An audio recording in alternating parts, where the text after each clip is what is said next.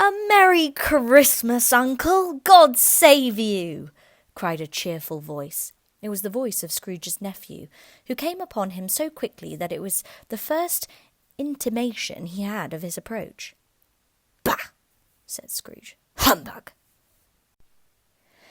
He had so heated himself with rapid walking in the fog and frost, this nephew of Scrooge's, that he was all in a glow. His face was ruddy and handsome, his eyes sparkled, and his breath smoked again.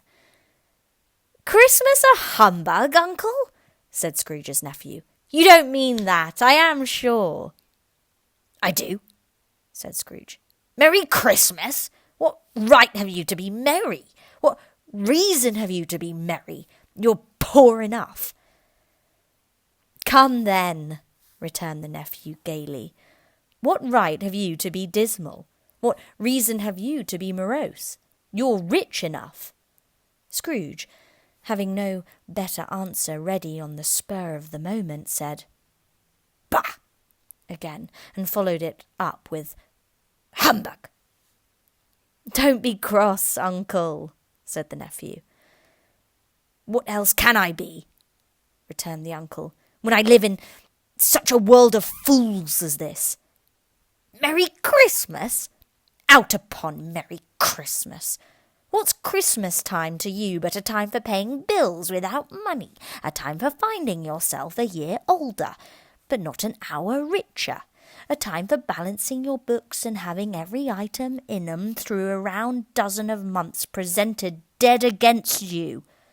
If I could work my will," said Scrooge indignantly, "every idiot who goes about with 'Merry Christmas' on his lips should be boiled with his own pudding and buried with a stake of holly through his heart.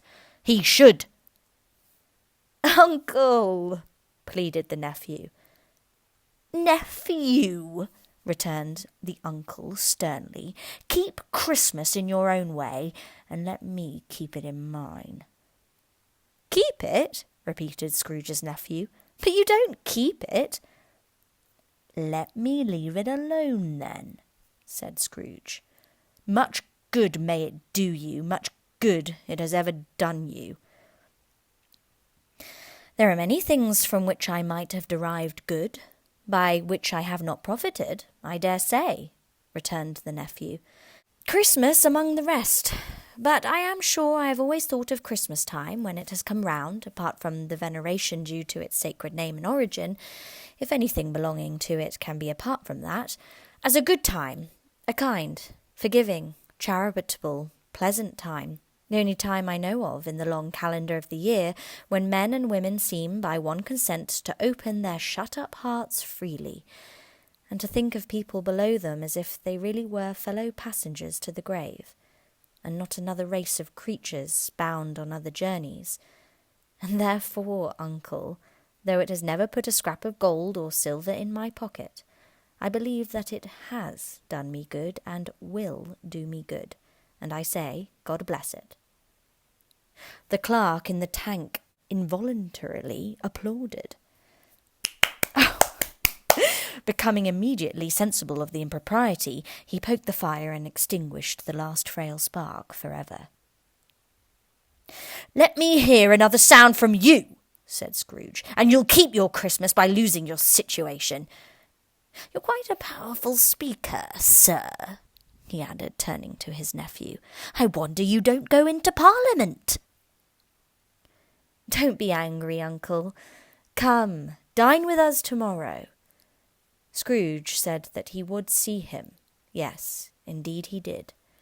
He went the whole length of the expression, and said that he would see him in that extremity first. "But why?" cried Scrooge's nephew. "Why?" "Why did you get married?" said Scrooge. "Because I fell in love." "Because you fell in love," growled Scrooge, as if that were the only one thing in the world more ridiculous than a Merry Christmas. "Good afternoon." "Nay, Uncle, but you never came to see me before that happened. Why give it as a reason for not coming now?" "Good afternoon," said Scrooge. I want nothing from you. I ask nothing of you. Why cannot we be friends?" "Good afternoon," said Scrooge. "I am sorry with all my heart to find you so resolute. We have never had any quarrel to which I have been a party, but I have made the trial in homage to Christmas, and I'll keep my Christmas humour to the last. So a Merry Christmas, Uncle." "Good afternoon," said Scrooge, "and a Happy New Year." "Good afternoon," said Scrooge. His nephew left the room without an angry word, notwithstanding. He stopped at the outer door to bestow the greetings of the season on the clerk, who, cold as he was warmer than Scrooge, for he returned them cordially.